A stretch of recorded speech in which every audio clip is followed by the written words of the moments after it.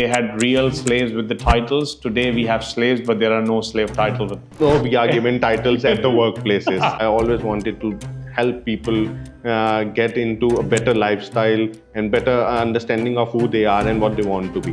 We as a nation are doomed because of our education system. Do they really understand what it means to be a teacher themselves? And then they really don't understand the responsibility they have on their shoulders. Pakistan's education system is at a crossroad. Millions of students, outdated policies, and lack of real reform. What if education was treated with the same strategic thinking as businesses? Our guest today, Dr. Hassaan Ahmed. He is head of MBA at Salim Habib University with extensive experience in business, education, leadership, and strategy. In all those university students, you will face a lot of challenges. People will question you, people will question your identity, even if you're good. I'm not good at certain things, but I was almost good at most of the things. Even then I got bullied. Today we are going beyond just diagnosing the problem. We are discussing how leadership and strategic thinking can actually fix Pakistan's education's dilemma. Government really needs to understand we have no clear policies and we have no clear direction and purpose. So my take on giving the facilitation to all the stakeholders. It's not only about students, it's about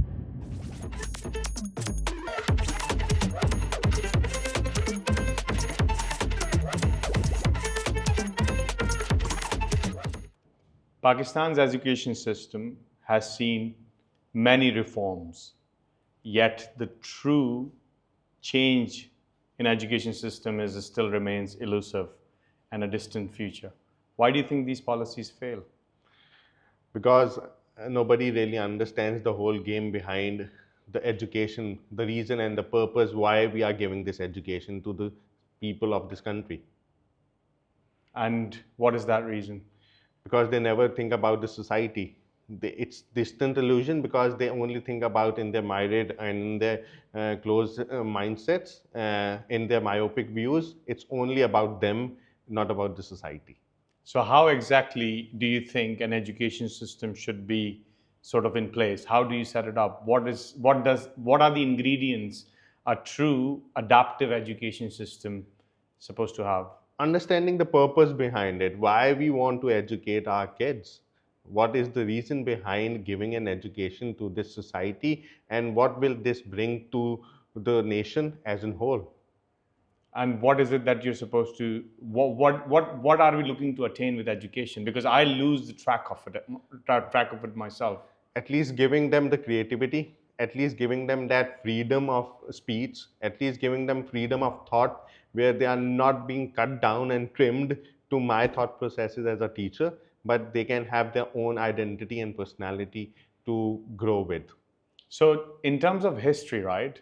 When was the first time, or like in a rough sort of like view, why did we think as a human race that we should have a structured education system? So it was in place 200 years ago. Talk about it. Industrial Revolution brought it all. And we are the part in the system of that 200 years ago, corporate slavery that they wanted to build. After the capitalism took over, the industries were there, factories were there. So they wanted to discipline us. They wanted to have a disciplined corporate slave people bringing up. So when they come to the offices, so that when they come to adulthood, they are able to be a corporate slave and learn from whatever they have learned from the early stages. Going to school 9 a.m. in the morning, you are in the school till 2 p.m. you are there and ready for corporate slavery for the next 40 years of your life. Okay, and what was it like before 200 years ago? Like agrarian society, when we talk about hunters and gatherers, they were a free soul. Like, okay, they had something of their own to look after. Now we are not looking after ourselves, we are looking after the big corporate giants and the capitalist world and all these big giant names, you name it. And if it didn't happen the way the education system is today, do you think we would have seen the advancements that we see today in the world? Okay, let's go back to the history then. About 2000 years ago, what and where all this advancement came from. Like, you can always question about it. They probably talk about old civilization, Egyptians, Byzantine empires, and all those. When we talk about them, they were living a good, happy life, and they had far better well-being than what we have today. Yes, there we can question so many, like, okay, there was slavery, there was other issues in that society, but at least they had a free will of mind. So you are basically saying that they had real slaves with the titles. Today we have slaves, but there are no slave title with them. No, we are given titles at the workplaces, so we have those at the workplaces. I see. I see. So, what makes you so passionate about education? So, you have spent almost big chunk of your life in education. So, currently you are the head of MBA at Salim Habib University, Yes. and yeah, just educate us on your journey, how it all started. It all started when I returned from England after doing my MBA. So I was always into training and consultancy. So I always wanted to help people get into a better lifestyle and better understanding of who they are and what they want to be. So teaching was the right domain to teach and understand the society and help these young kids. They were in disarray. They were in total disarray as well. Like, they don't know what they want to do with their lives, even after studying at a higher education till university. 16 years of education, they are already done with that, and still they are very unclear about what they want to do with their lives. So it happened to me as well. Like, honestly speaking, when I left the university, I had the same question. Okay, now I'm done. This is the most I could have done. Now what? Now what should I do with my life now? So there was only one purpose, one goal. Okay, get me a job, give me the job, I want to do something. But again, the process was very unclear. Something, someday, a call will come to me and I'll get on job, and that was it. But when I went abroad, when I went to England and studied for my MBA, and in those 2 years, and it was very clear what we have done to ourselves in last 16 years of education that we have had in Pakistan. Unfortunately, it never meant to give us freedom. It never meant to give us a purpose in life. So we never had a purpose. I never had a purpose in life. So coming back, my first question to my professors in the university was, I straight went to my professors at university and asked them, what have you done to us? What is it? What have you, what was the purpose behind giving or teaching us all of these, when we cannot apply all of this in our corporate lives or in our personal lives as well? It's Education should never be taught only for the purpose of being going into the corporate world, but like, it should be greater than that. So we never had that purpose, unfortunately. So, when you asked them that question, what was their response? And they were like, this is the best we could have done, because they were only open like me. I had not gone to England, I have not been exposed to those systems. I had my own well as well, like, okay, this is it, and this is the whole world that we are living in, and we never thought beyond it. So it was very different for them. It's always, it was a challenge, because they had never witnessed or experienced something beyond what education system in Pakistan is. So they were never open, they are never open to things that is very different in the other part of the world. Hmm. Do you remember our conversation after a couple of weeks of me teaching the executive MBA? I came to you and I was like, today we spent 2.5 hours where students were asking me questions.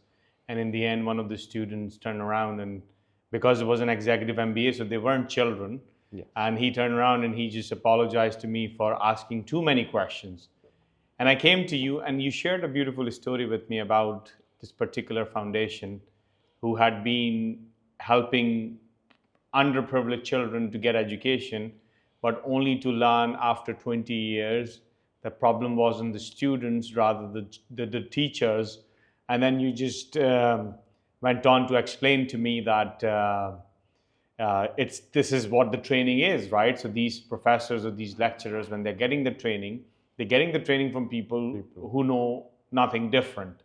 So do you want to shed some light on that conversation? It was a great moment in our relationship when we started talking about it, and this is the reason probably we are sitting here as well Yeah. today. It changed my perspective about 20 years ago, like it's 23 years now. Back in 2002 and stuff, Zindagi Trust, Shazad Roy, okay, personally I've never met him, but his vision, his purpose for last 23 years have been the driving force for me as well. Probably just because when I grew up in my early stages, I always like, although I went to a Catholic school, like Cathedral in Lahore, it is one of the top schools in Lahore that we can get to. So my parents were always passionate about getting us the best education, even with the limited means as well. Probably most of the middle class families and most of the people in Pakistan, they try to give their kids the best education that they can manage within their means. So early stage, I always I remember distinctly my father very much passionate. My mother was a school teacher herself, so it was very much from the family as well. But like talking about this Zindagi Trust, in my early ages, like when I heard about this perspective of giving underprivileged students the purpose to have education. Like when we talk about purpose for education, their whole purpose was to earn money. Their whole purpose was to earn money, and their parents would not let them go to schools just because it was a helping hand for them in managing their monthly expenses and stuff. So early stage, it was a great initiative by him that he used to pay kids to learn. So there was a slogan with that: you are being paid to learn. And that was pivotal in my learnings as well throughout my life. I think, like, being in the education sector, I'm privileged that I always say I'm being paid to learn. So philosophy remains the same. So Zindagi Trust, probably we are talking about it here, and how many lives it has changed. Not only there are other ventures that we would talk about later on, but probably when we talk about Zindagi Trust, it was the public sector schools that have changed. It it's the public sector domain, because primarily the role of changing or going into education or giving education to the society is the main is the main stakeholder. They have the responsibility. They should ensure that at least a minimum primary level education should be given to all the citizens of this country, Pakistan. So he was reforming the education system by transforming the schools in the country. So he took over a few government schools, and he took over this initiative and started working on changing the landscape and the education paradigm of those schools. But later down, as we were discussing that day, 20 years later down, he understood that, okay, it's I got these children to the schools. Now I have this certain number of kids that are coming to the school, but still I cannot see the change at the bigger level, at a macro level. What he wished would have happened in last 20-23 years, it never happened. And then he collaborated with someone and stuff, and they initiated this program of teachers training and development program. That was the faculty development program, where they invested heavily on developing teachers at source. And then they give them the basic education for 4 years. That is the basic education degree that gives them the credentials and the credibility and the authority to teach kids at a school level. That never happened in the society like us in Pakistan, and I think it should be implemented all across board in every province, in every district that we are in. There should be a credibility, there should be a degree, there should be a certification to allow somebody to teach to these young kids. And that's not the case. And what stuck with me from that conversation, when you mentioned, and I could relate, that these young girls who probably would have finished not even high school or high school would be hired as the primary school teachers, and they would be paid 15-20,000 or pittance. And then when they're going teaching these children, obviously they haven't been trained, they don't know what it takes or what level of responsibility that is. Parents don't understand it. Society at large is accepting of it. And then ultimately, when they go through their own challenges, or if they just progress and get married, then they just go to school and then take it out on children. And because that is also an empathetical view that I have, that they are doing that kind of work for a very little amount of money that they are being paid. What do you think around that? Like, do you think it's ever going to change? Is it something that is going to reach to the macro level here? That is the core of the core premise of this whole conversation. Actually, the dilemma is real. Like, a lot of people are going to criticize, and a lot of, because since we are part of a society, the basic fabric of the society, when we question the basic fabric of the society, people don't like it. People really don't like it, and they really think that we are criticizing them, irrespective of understanding this has happened and affected them. So we really need to understand this dilemma. As I would repeat your words as well, I feel the same. The biggest problem with the society at the primary level education is there are no trained teachers. It's generally a society, somebody from any household who is not getting any job, who is not getting any perspective to, don't have any avenues to go to and implement or invest herself in, and she has this avenue to go to a school, teach those kids, and probably destroy them with it might not be the case that it's her or his intention to do that. 100%. It's totally unintentional. The society is being curtailed down and having a negative aspect of all of these untrained teachers teaching our young kids from like class kindergarten to class 5. Then it's affecting the overall generation and the nation as in whole. So, being a business strategist and, like having understood, the management sciences, do you see any of the principles that can be applied to bring upon a meaningful change? Because you mentioned this trust, but do you think there is a business opportunity, or do you think there is something that can be done in a way that you are providing quality education, you're providing the education that is required for today, keeping the future in mind, and you can still have like economical returns? Is there any strategy that can be applied here in a localized context? There is a critique to it as well. When we attach economics, when we attach business to the perspective, definitely it's capitalism. Of course, now we live in a capitalist society. We know it. The whole purpose of education, a lot of private schools that we go to are the reason they mint money out of it, and we don't have avenues. Again, the problem is we don't have avenues. Like, as a parent, what avenue do I have to send my kid to? I would end up sending my kid to a private institution, whatever I can afford. Within my means, I'll try to send my kid to the best school. That is it. But the whole purpose behind and giving business strategy, I think, before, like, let's go back and to the basic context of the government level, the public sector, stakeholders. Who are the basic stakeholders of providing education to the nation? It's the government. Government really needs to understand. We have no clear policies and we have no clear direction and purpose. Okay, problem is, okay, we can debate about policies. We will talk about policies later on, but let's talk about direction. Is there any direction and purpose in on this sector, on this topic at governmental level? Of course, we can sit and talk about in bedrooms, and we can talk about in basic rooms about we should do something, but talk about GDP. How much are we investing in our GDP?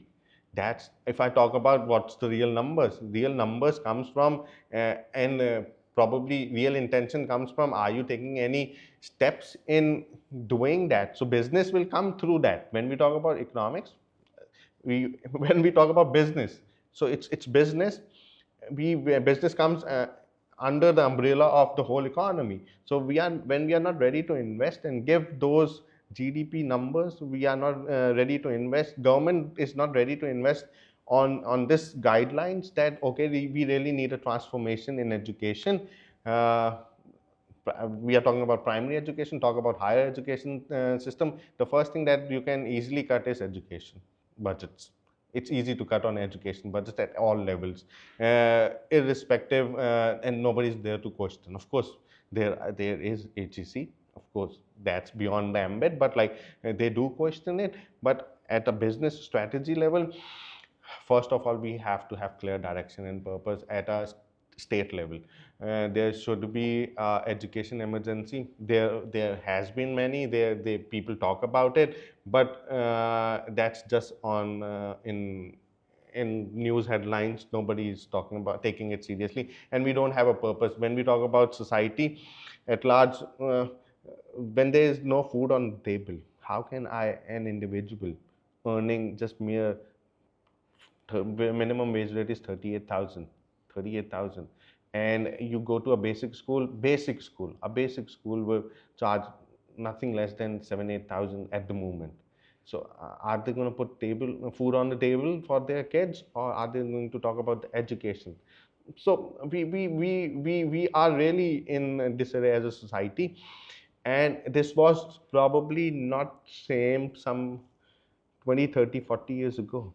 It was very different. It was very different as in whole. When we talk about it, there was a reason and purpose behind society. They wanted to develop as a nation. They wanted to have a purpose, and education was given to most of the people. Like it was considered as a basic necessity, as food, as shelter. Basic education was the purpose behind it. And now, when it happened, the privatization and everything, like private schools are going there, and the state took over. The state took up the hands on, like, we are not managing all this education. Private stakeholders, private people can manage that, and then the fabric of the society is like capitalism, the business strategy. Then again, it's for limited people. It's not for all of us, and we have to be very clear. Do we really want to educate our kids at large, or it's the education is just a luxury for few in the society, unfortunately. This gives me a very sort of like, I don't know why am I surprised and shocked, but when you were talking about the minimum wage piece or the average wage, 38,000 in dollar terms, it is what, $120 a month? And then when I was doing a comparison with a primary school teacher, what he or she's paid, it's half of that almost in many given cases, or a lot lesser than that. How are they going to give a shit about 20 children or plus actually running around to provide the quality education, and then if we don't, again, this comes with not having the foresight. So the population currently sitting around 240, 250 million in the country, and then it's going to increasingly cross 300 million in the coming years. But you are not thinking about your supply chain. You're not thinking about the people. Those stomachs has to be actually filled. Those people have to be given the basics of, even from a United Nations standpoint, if you were to look at it, the basic necessities or sustainability goals per se. So all that happens, nobody's just thinking about this small little piece, that if the mind is not ready to receive the civic sense, the mind is not ready to be able to deal with the small fundamental challenges, and if they are constantly going to be dependent, then those pressures are going to come to be dealt with by the government. Or the offices that are in place, and then naturally they are not going to add value to your economy because they don't have the skills. Everything is going to be outdated, and this is just like one of the biggest problems that should be the highlight. And you're just saying that everybody's coming and saying that is important, but they are ready to cut at the minute the budgets has to be slashed. Is that what I heard? Is that what you're saying? Yes, I think there are multiple questions that you have asked, and like I have to cut it into pieces. Yes, please. To answer all of them, but every bit of it is very important. Okay, let's start with the first part of it. So remind me back with others that I have, but like, okay. So let's talk about the basic version of it. First of all, you talked about 38,000 and what are we paid to our primary school teacher. It's a dilemma. How would one, like, okay, your state is saying minimum education is 38,000 and putting you take them to work at half, not even half, like about 15-20,000. So why would they be bothered about it? Why would they be bothered about teaching your kid, like my kid? Okay, forget about my kid.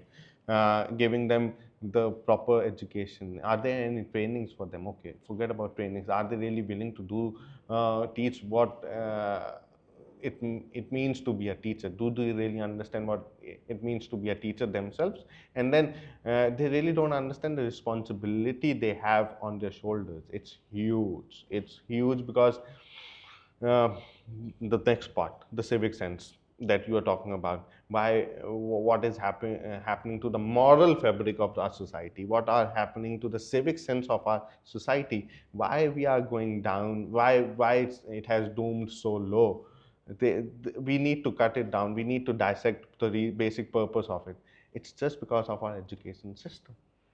The education system that is in place has the basic responsibility of letting us down as a nation. We as a nation are doomed because of our education system. Once, until and unless we are not clear with our basic education policies, if we are not clear with giving the right teachers, training the right individuals to be teachers, giving the right individuals the opportunity to become teachers, incentivizing them with proper perks and benefits of being a teacher. It should be a privilege to be a teacher. Again, there is a livelihood attached to it. There can be so many questions about it, but like in the end, I need to run my house. If I have to run my house, until and unless my house is not in order, how can I keep other people kids in order? I cannot. So at that level, there should be a clear policy that all the school teachers or primary teachers, if we need to change, if we need to bring a change, there should be a clear direction at province level and at a federal level that okay, these are the basic minimum requirements. Yes, at a state level you can talk about government school teachers, but we will talk about it. What's the state of those government schools in Sindh, Punjab, KPK and Balochistan? What's the state of those? So irrespective, just keeping that aside at the moment, private sector, that is the major chunk that is taking this responsibility for the nation right now. There should be clear goals, there should be clear perspective, and it should be controlled. Right now it's not controlled effectively. There are associations, but they are beyond the control of the state. Probably they have their own rules and regulations. They don't talk about it much. So if we can regulate them, regulation at private school organ level should be there, and making them or giving them this minimum wage practices should be necessitated. Lastly, when we talk about your last question, that was focusing on and understanding uh, why this has happened and who is going to change everything. I think it's all of us are responsible at at the nation level, that we have to change and transform. So that is the place where all, like, it's a business school, but I would love to talk about philosophy. I would love to talk about creativity. I would love to talk about artistic domains of it. Until and unless those inspirations do not come in, uh, machines, like as you have just mentioned, machines can do better maths than us. They can do better analytical decision making than us, but the only thing that they cannot do is the empathy and the emotional part of it. And of course, they cannot think of new avenues, they cannot explore of new ideas beyond AI. Of course, AI is an outcome of our brilliance, our intelligence, but moving on beyond it, only we can think it. Whatever they are processing from whatever we have given to them. So it's the human brain will always have the power. I so much love this thing that if you can think it, if you can imagine it, you can do it. Probably 5 years, 10 years, 15 years, 25 years, like I'm going to go back and I was thinking about the same. I'm going to ask my kid, you wanted a space car, let's build it. Why not? Probably not today, but like after 5 years or 10 years or 15 years down the lane, if we give them enough enablement, enough opportunity, and enough space to experience and explore and do things that they want to, the only way that we can move forward in the age of digitalization and artificial intelligence. So my take on giving the facilitation to all the stakeholders. It's not only about students, it's about the teachers as well. Although I know we all are binded with HEC rules and guidelines and stuff, but it's these are just rules, and I think rules are meant to be broken. Sorry. And I am kind of not so fond of rules. I believe in free spirit and free soul, and it sometimes it gets in my way. But I love my my management, that they have given me a free hand to at least do what I want, and I'm seeing the results. Alhamdulillah, they are changing. We are transforming. But the real transformation will come when I have a group of individuals who can really make difference in the lives of individuals in the society. That is the core purpose and philosophy behind running a business education at Salim Habib. And recently there was a competition where we were assisting the students, and they went and they got the first prize. And I saw that the second position was the team from IBA. So Salim Habib came better than the most prestigious university. How does that make you feel? Again, questioning the status quo and breaking the status quo.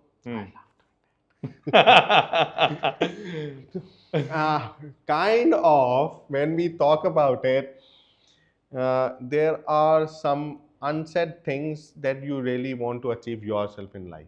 Like there are deeper purpose and meanings that you attach to your life and purpose. So my whole reason behind is empowering those young minds, even with limited resources and means, that you can do it. So the whole success is, yes, we did it without being labeled from top universities. It's all right, but it's in you, not the labels, that can deliver the good. But it speaks, right? So that's something that you are doing in silence when nobody's watching. It's not all that glamorous. Yes, there is a part of the job, but all of that has to match. So your actions, your words has to match your actions, kind of thing. So these little things, I'm sure, gives you the validation and gives you that hope and that confidence that future is going to be a lot better than what it is, or is it still gloomy? Because what do you think, if we continue on the way things are, what's the future in Pakistan is going to be like? No, like for example, like it's these little wins that matters to the society as well. Unfortunately, over last 70 years, or probably in last decade or so, the economy is hit so hard. It's really bad with the general public. Like talk about, everybody is just saying like it's the only way out to grow from these shackles is to go out abroad, have better life standards. This is so true for all of us, but not the 240 million people can go out of the country. Somebody has to take this responsibility. Somebody is taking it already, but like at a policy level, at a bigger level, at a macro level as well, there needs to be somebody that has to change the game and the mindset for it. And that again, we will come back to it. It's the only thing that can really change for a society and transform them into something is the education. But the purpose should be there should be a purpose driven education. There should be a reasoning behind it, and we need to change the way we give education to our society and the people. So have the ammunition in a training, and then you can go on about taking on whatever battlefield you want to take on. Yes. That's what you're saying. So where do you get this passion from? So we never really touched on what was it like for you growing up? Did you have the supportive upbringing, or what was it like? Yeah. Okay, I actually belong to Lahore. So I'm from Lahore, and I've lived in the old city Lahore. And it's always like every parents, like we always had limited means when you are living in a suburban city and stuff. It's a vibrant place. It was always a vibrant place growing up. And my mother was from Karachi actually, and it was a totally different culturally shocked situation she faced when she has to move from Karachi to Lahore, even back in 1980s when we talk about it. And probably she dealt with it about a decade. So back in 90s, she brought us back to Karachi. She said, I have had enough. Now I'm taking my kids. If you want to come, aajo, come to Karachi. I'm done. I'm done with it. So that has played a lot in me growing up, that okay, we always used to travel up to south as well. Like my mother we used to come to Karachi and during our summer vacation and winter vacation. So I always had two sides of it. I can understand the dynamics going on in Lahore. Then it was really fascinating while we were traveling from trains from Lahore to Karachi and then Karachi to Lahore. So you got to learn a lot from the people. I can imagine.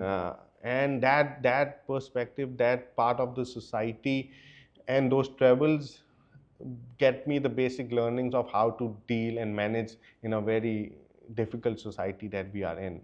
When you are traveling alone without father, when you are alone with mom, and like you have to travel in a full packed train, and it was very different in I can imagine, 1990s. It was very different. Like today, it's much better we have, but that Infrastructure yes. was different. Yes, but again, they were very focused on giving us good education. I always remember my father taking me to all these education fairs. Uh, I was never fond of books, but now I am. But like, he took us to these educational fairs, and he always wanted us to study, read, and he somehow, like, I had to question him as well. What made him think that we should have the best quality education? Because um, I think the economic situation and the circumstances did not permit it. Whatever he has done, honestly, I don't feel like it's a great job done by him.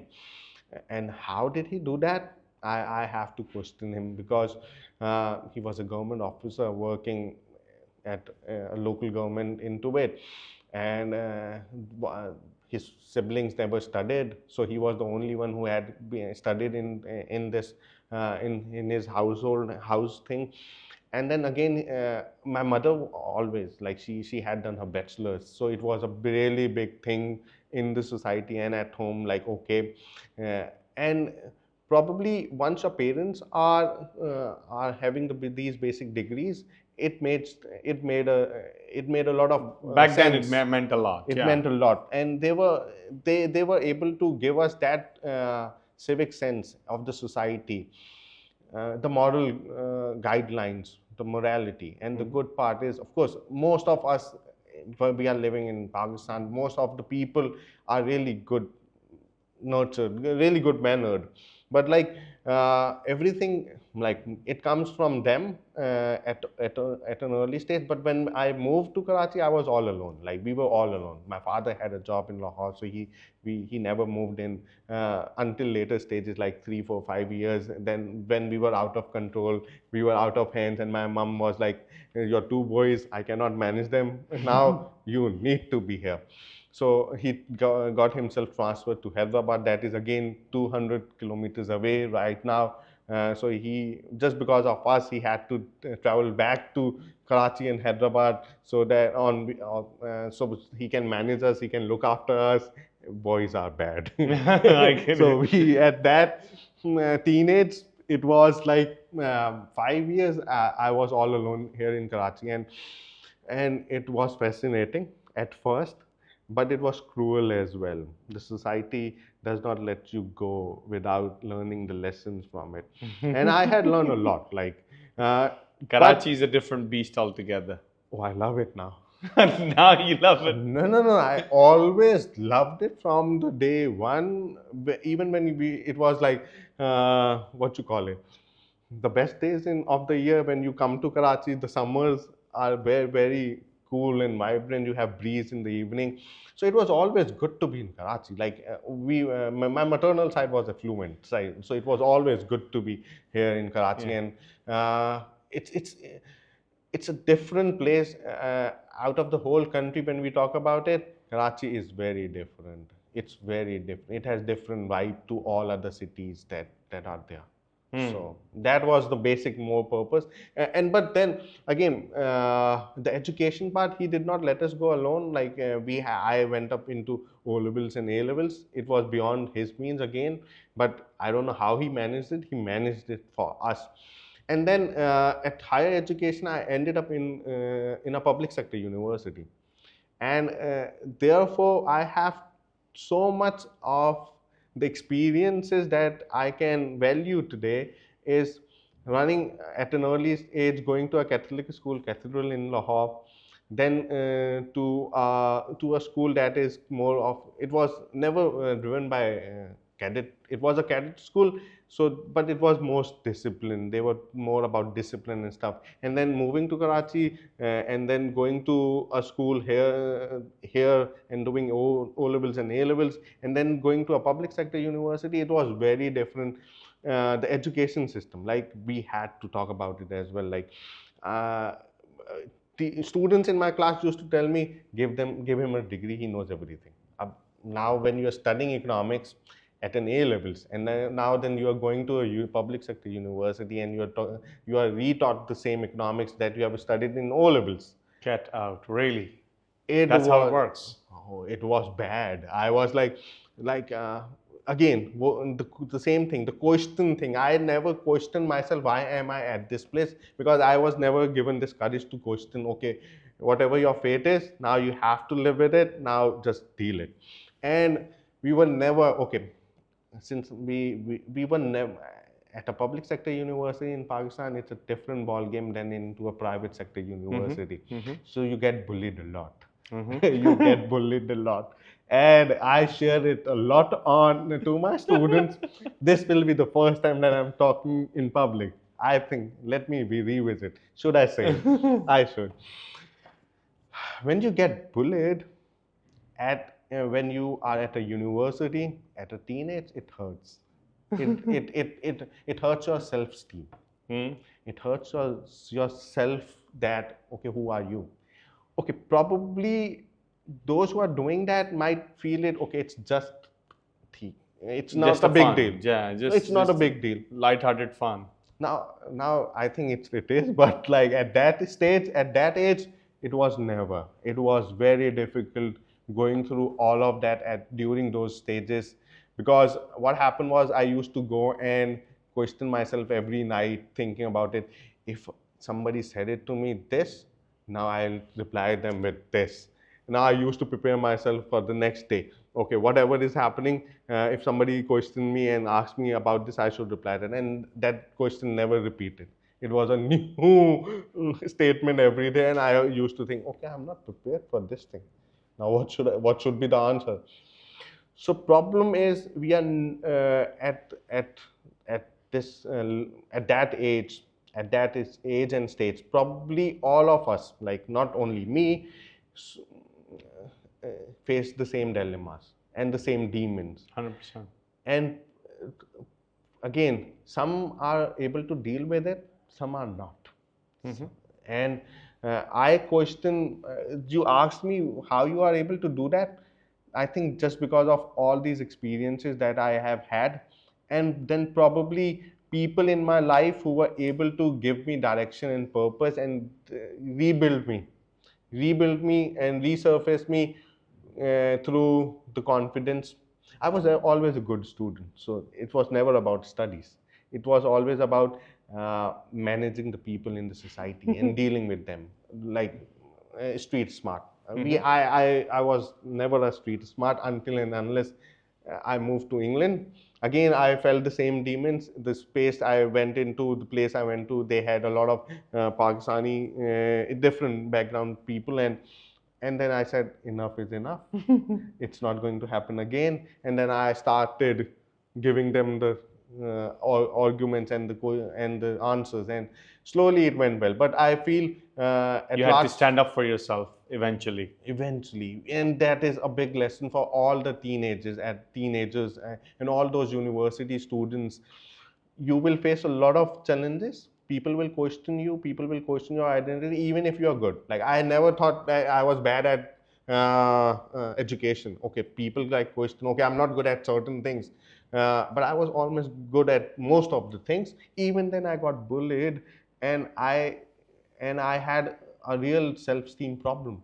And is this is the one part of it, that higher education I'm able to relate to my students, that I'm not Going to tolerate that. tolerate that, and it's not going to happen and to any of my student in anywhere, like any institution that I go to or I'm part of. We should respect values. Okay, fun is important, street smartness is important, but crossing the line is never Not at other person's cost, you Cost. know, like, yeah, you Yes, don't yes. do that. Not Not at their everyone is expense. able to rebuild themselves through it. Very 100%. difficult. Yes, empathy is very important in that aspect. Right. No, that's wonderful. So it's been a phenomenal conversation. Usually, what we do is that at the end of the episode, we discuss this with our guests, that we are doing all of this for the 3% redefining possible. And that 3% redefining possible could be as little as not accepting your fate and standing up and fighting for yourself, right? So the last guest, when we asked them that this question, they said that the three things that one should have in their toolkit is being able to solve problems or problem solving skills, resourcefulness, so being able to make something out of practically nothing. And then once you get to a certain level, or once you achieve success, it's important to remember where you come from, because you never know when you might have to go back again. So staying humble. So these are the three things that they shared. So the same question goes to you. From your lens and your experiences, what are those three things that you think that one should have who really wants to make a meaningful contribution towards the society and world? There are so many things, but most important right now, Yeah, three of them. with artificial intelligence and digitalization happening all around us, the empathy will remain the same. Like, we have EQ is the very pivotal at the moment. Understanding and have that emotional aspect to the things, because that is what the machines don't have it. Only you have it. Then resourcefulness. I'll call it the leadership. You have to have those leadership qualities and traits. You really need to be able to stand out. That is very meaningful for me, because until and unless you are not able to make a difference, think about it. You are not able to make value to your life. You are not able to make a difference to others' life. So you have to be a thorough professional and a leader. There comes different things. And finally, the last one will be that they should have what you call it. How should I relate it? They should be more meaningful and purposeful to the society. Until and unless they are not driven by a purpose, they don't have a purpose, they are not going anywhere in life. Purpose, leadership, and empathy. Amazing. So education is the most powerful weapon this world has known. Thank you so much for being with us, Hassaan. It's been a phenomenal. Thank you for having me, Amin. It was great. Thank you.